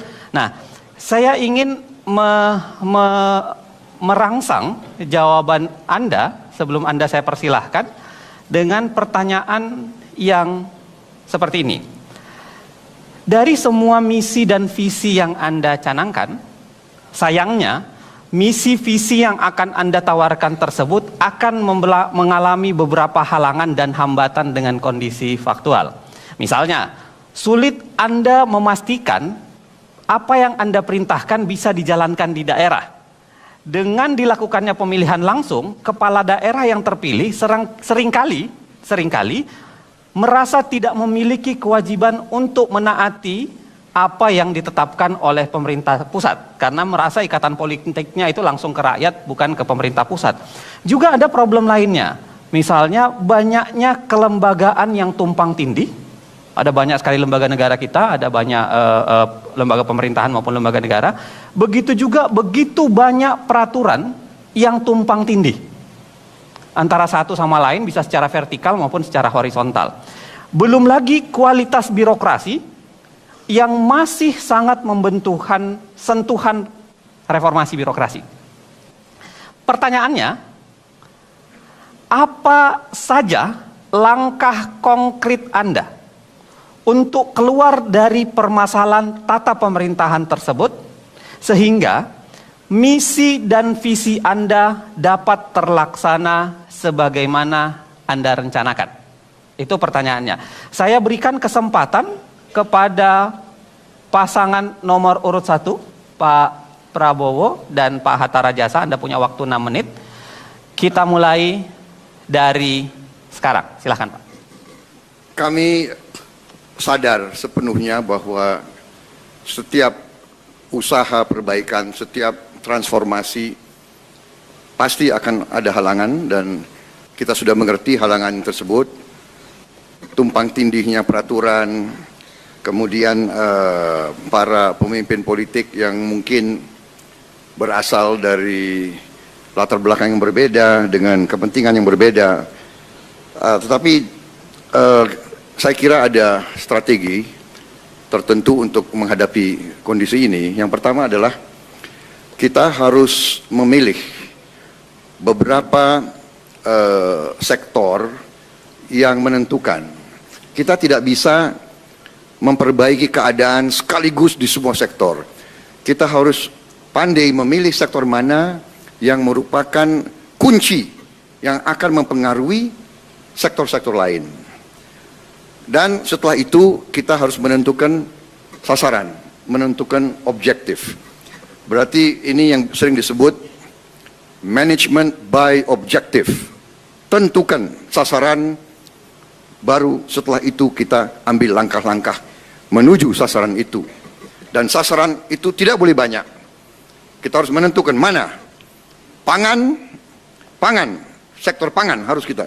Karena dengan pangan, dengan ketahanan pangan, dengan swasembada pangan, kita bisa dapat hal-hal yang lain.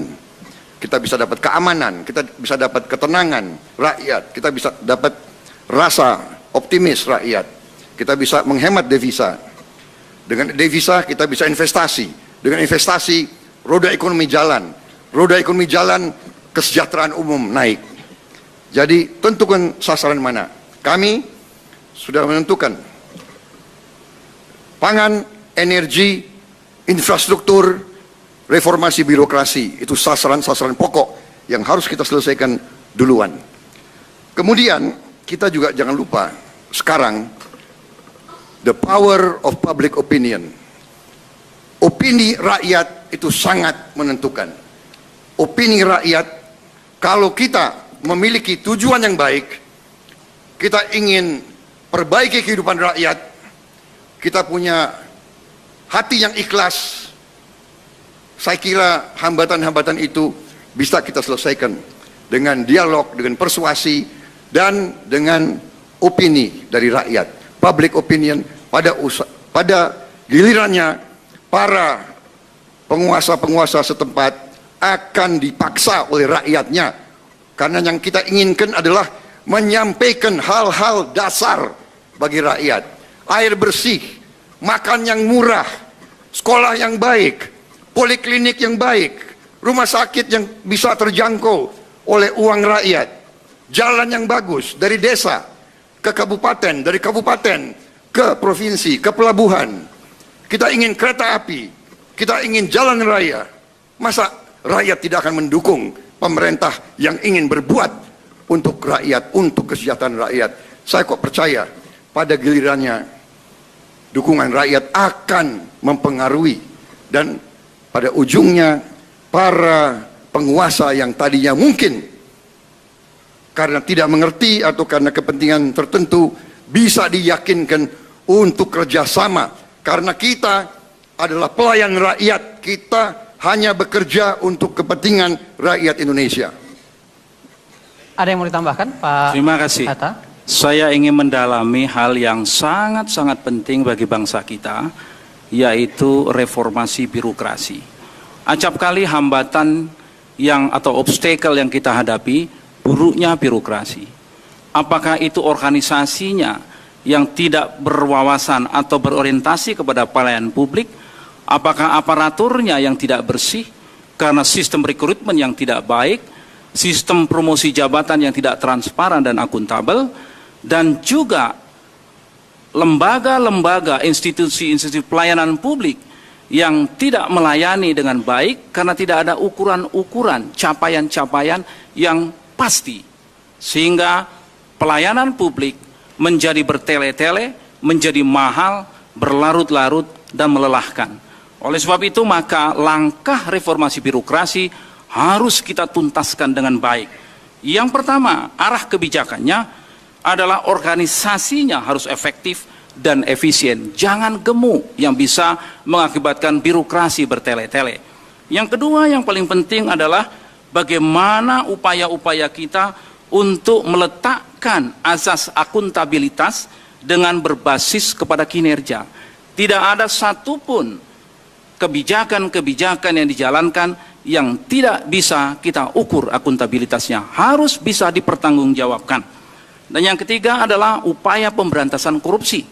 Harus masif pencegahan dan penguatan KPK, Kejaksaan, Kepolisian harus betul-betul kita lakukan dengan baik agar apa-apa yang sudah menjadi kebijakan tidak diselewengkan begitu saja. Dan yang keempat adalah sumber daya manusia, aparatur itu sendiri yang harus betul-betul kita perbaiki. Baik jumlahnya yang tidak didesain sesuai dengan struktur organisasi harus kita pangkas, dan aparatur yang bisa melakukan penghematan terhadap pengelolaan keuangan negara dan mencegah kebocoran keuangan negara. Jadi kalau ini bisa kita perbaiki, salah satu prioritas utama reformasi birokrasi, maka obstacle tersebut insya Allah dapat kita atasi. Terima kasih. Mantap.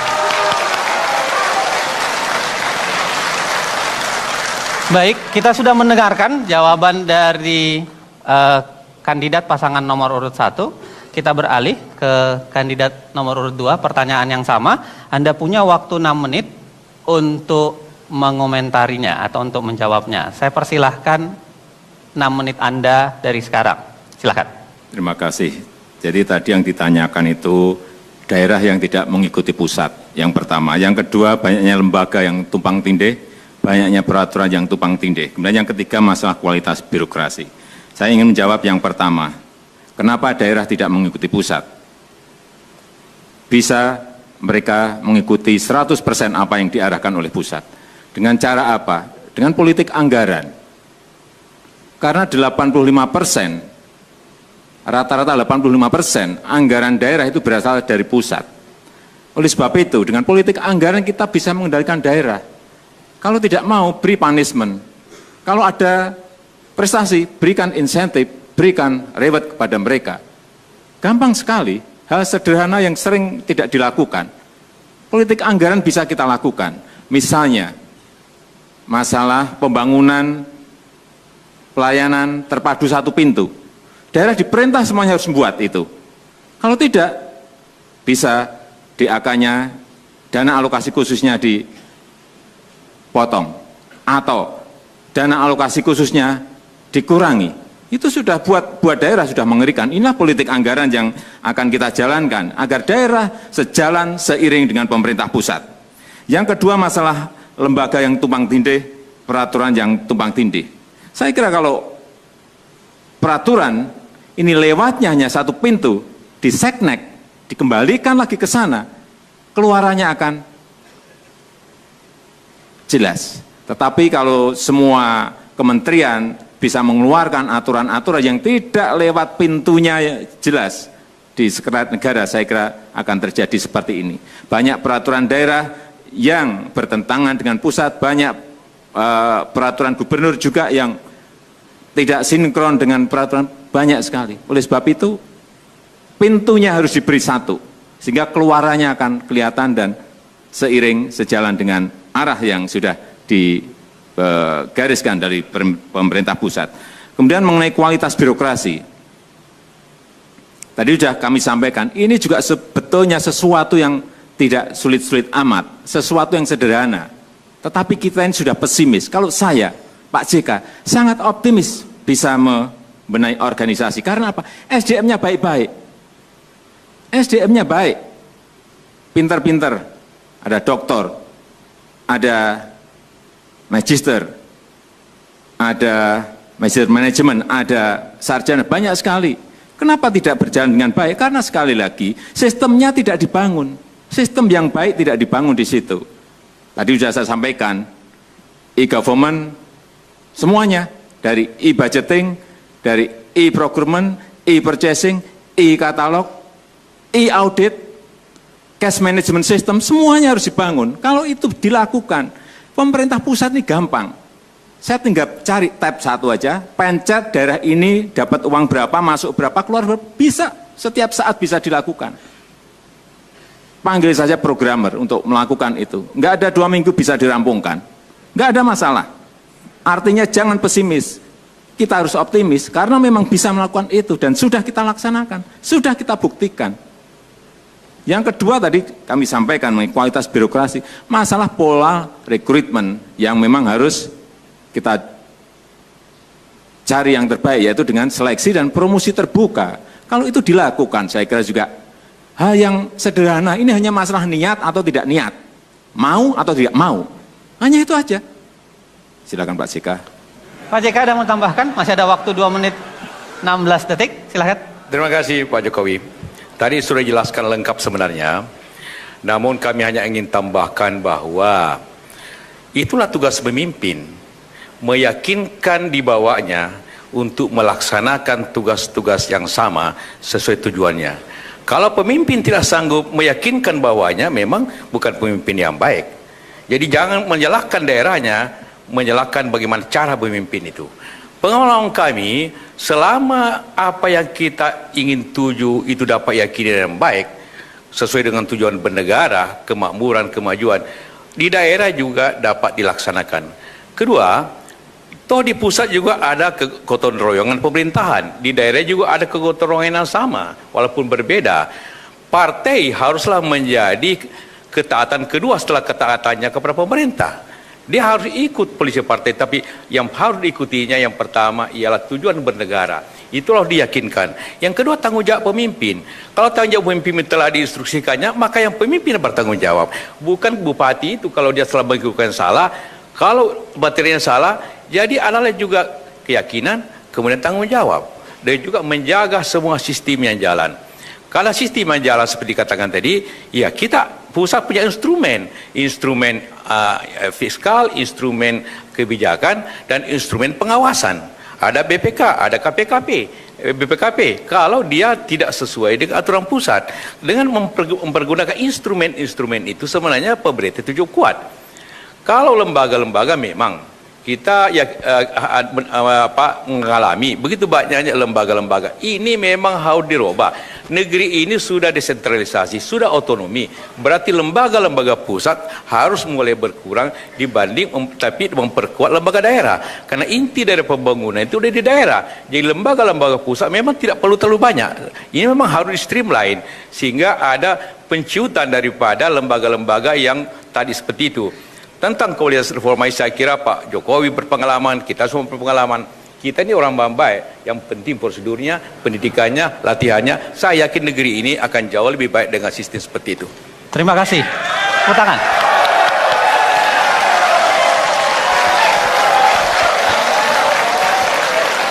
Hadirin dan pemirsa sekalian, kita sudah selesaikan segmen kelima dari debat calon presiden dan calon wakil presiden Republik Indonesia tahun 2014. Habis ini, setelah ini, kita masih punya satu segmen lagi, yaitu segmen pernyataan penutup.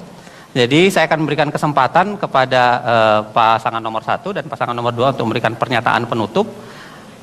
Karenanya jangan kemana-mana, kita kembali sesaat lagi di debat calon presiden dan wakil presiden Indonesia 2014.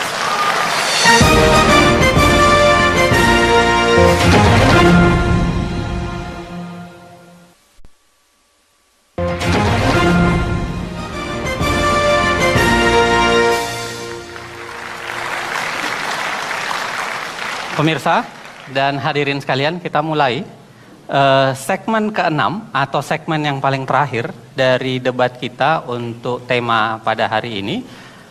Di segmen ini kita akan meminta pernyataan penutup dari para kandidat pasangan nomor urut 1 dan pasangan nomor urut 2. Saya akan membacakan rangsangan untuk Anda ketika Anda akan menyatakan pernyataan penutup tersebut. Mohon diperhatikan. Sebagai pernyataan penutup dari Anda, para kandidat calon presiden dan wakil presiden Republik Indonesia, kami minta Anda meyakinkan rakyat Indonesia yang ada di seluruh pelosok negeri ini, yang juga ada di ruangan ini, bahwa di bawah kepemimpinan Anda selaku presiden dan wakil presiden Republik Indonesia nantinya, jika Anda terpilih, bangsa dan negara Indonesia akan lebih baik dari kondisi saat ini dalam hal pembangunan demokrasi, pemerintahan yang bersih, dan perkembangan negara hukum. Kami akan berikan kesempatan 3 menit untuk Pak Joko Widodo dan Pak JK, Pak Yusuf Kalla. Saya berikan waktu 3 menit, bisa Anda mulai dari sekarang. Silakan. Sesuai dengan pengalaman yang telah kita lakukan dan pengalaman yang telah kita buktikan, apabila rakyat memberikan kepercayaan kepada kami, apabila rakyat memberikan amanah kepada kami, maka kami akan bekerja keras, bekerja sangat keras, bekerja siang malam, agar demokrasi berjalan lebih baik, pemerintah yang bersih bisa kita hadirkan, kepastian hukum yang tegas bisa kita berikan. Yang kedua, terima kasih kepada seluruh rakyat Indonesia yang telah mendukung sehingga demokrasi bisa berjalan dalam kegembiraan. Dan kita harapkan Pilpres juga bisa nantinya berjalan dalam kegembiraan rakyat. Terima kasih saya sampaikan kepada ibu saya yang selalu mendoakan saya, istri saya, Iriana, yang juga hadir, Ibu Mufidah, Yusuf Kala, dan anak-anak saya, dan putra-putri Bapak JK, yang telah memberikan dukungan kepada kami dalam rangka mengabdikan diri, dalam rangka mendedikasikan hidup kami untuk rakyat, untuk bangsa, untuk negara. Pembangunan demokrasi, pemerintahan yang bersih, dan kepastian hukum adalah hal yang utama.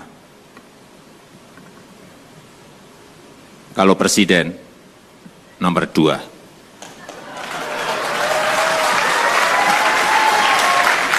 Terima kasih. Wassalamualaikum warahmatullahi wabarakatuh. Masih ada 1 menit, Pak JK mau ditambahkan? Cukup? Terima kasih, kita berikan tepuk tangan.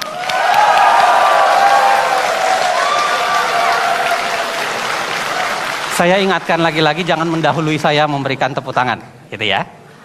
Silahkan tepuk tangan, gitu. Saya berikan kesempatan sekarang kepada Pak Prabowo dan Pak Hatta Rajasa, masih rangsangan pertanyaan yang sama. Anda punya waktu 3 menit, Anda sampaikan kepada rakyat Indonesia sekarang. 3 menit waktu Anda saya persilahkan dari sekarang. Silahkan. Tujuan kita bernegara, tujuan kita merdeka adalah untuk hidup sebagai bangsa yang adil, bangsa yang makmur, di mana rakyatnya sejahtera. Tetapi kalau kekayaan kita tidak tinggal di republik kita, kalau kekayaan kita bocor terus keluar, walaupun kita punya sistem demokrasi yang indah, tetapi ujungnya kesejahteraan rakyat sulit dicapai. Jadi kami, Prabowo Hatta, apabila menerima mandat dari rakyat, kami akan bekerja keras. Yang pertama adalah untuk menyelamatkan kekayaan bangsa dan negara. Menyelamatkan kekayaan itu sehingga demokrasi yang kita bangun akan berarti demokrasi yang produktif. Demokrasi yang memberi kebaikan dan perbaikan hidup bagi rakyat kita. Bukan demokrasi wani piro, bukan demokrasi yang justru ke arah destruktif. Dengan demikian, dengan menyelamatkan kekayaan negara untuk masa depan rakyat kita dan anak-anak kita dan cucu-cucu kita, kita yakini bahwa kita bisa nanti memiliki masa depan yang baik. Kita sangat optimis karena kekayaan kita besar. Yang penting adalah tadi, pemerintahan yang bersih dengan niat dan kehendak politik yang keras untuk meminimalkan korupsi, memberantas korupsi, menghasilkan manajemen yang baik, jasa-jasa kepada rakyat segera yang dibutuhkan oleh rakyat, yang ujungnya juga akan tercipta kepastian hukum yang mantap bagi seluruh rakyat Indonesia. Dengan demikian, kami Prabowo Hatta yakin bahwa dengan komitmen yang kuat kita bisa menghasilkan cita-cita pendiri bangsa kita. Kita ingin menjadi bangsa yang merdeka, yang produktif. Kita tidak mau hanya jadi pasar bagi orang lain. Kita tidak mau hanya pemasok tenaga kerja murah. Kita tidak mau perempuan kita harus kerja sebagai pembantu di negara-negara yang jauh. Kita ingin rakyat kita hidup dengan sejahtera, cukup pangan, sandang, dan papan. Kita ingin berdiri di atas kaki kita sendiri. Kita ingin jadi negara yang terhormat, dengan rakyat yang sejahtera, rakyat yang tenang menghadapi masa depan. Terima kasih.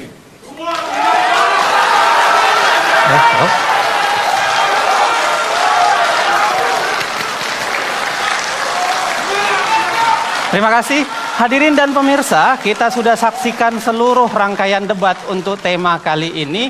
Saya berharap debat kali ini itu bisa makin memantapkan pilihan Anda bagi Anda yang sudah memilih atau yang belum memilih bisa menjadi bahan bagi Anda untuk menentukan pilihan Anda. Sebelum saya tutup, saya ingin sampaikan beberapa hal. Yang pertama, jangan lupa hadirlah di tempat pemilihan suara tanggal 9 Juli, berikan suara Anda dengan pandangan Anda yang sebaik-baiknya. Pastikan pilihan Anda untuk itu. Yang kedua, jangan lupakan bahwa ini adalah proses yang harus kita jalani demi menjadikan demokrasi Indonesia menjadi lebih baik. Yang ketiga, saya ingin katakan lagi-lagi, ini sebuah pernyataan seorang bijak, tidak ada negara yang dibangun dalam satu malam. Semua pembangunan memerlukan proses dan karenanya kita harus taat sama proses itu. Yang paling penting adalah prosesnya tetap damai dan bermartabat. Karenanya kita jumpa pada debat berikutnya. Selamat malam Indonesia. Sampai jumpa pada debat berikutnya. Saya persilahkan ke Bapak Prabowo dan untuk saling bersalaman. Ya. Terima kasih. Lagi. Terima kasih. Terima kasih, Pak. Pak, silakan.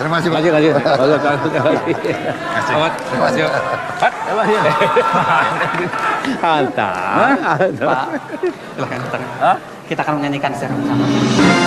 Semua kita lakukan untuk sama-sama kita nyanyikan lagi negeri.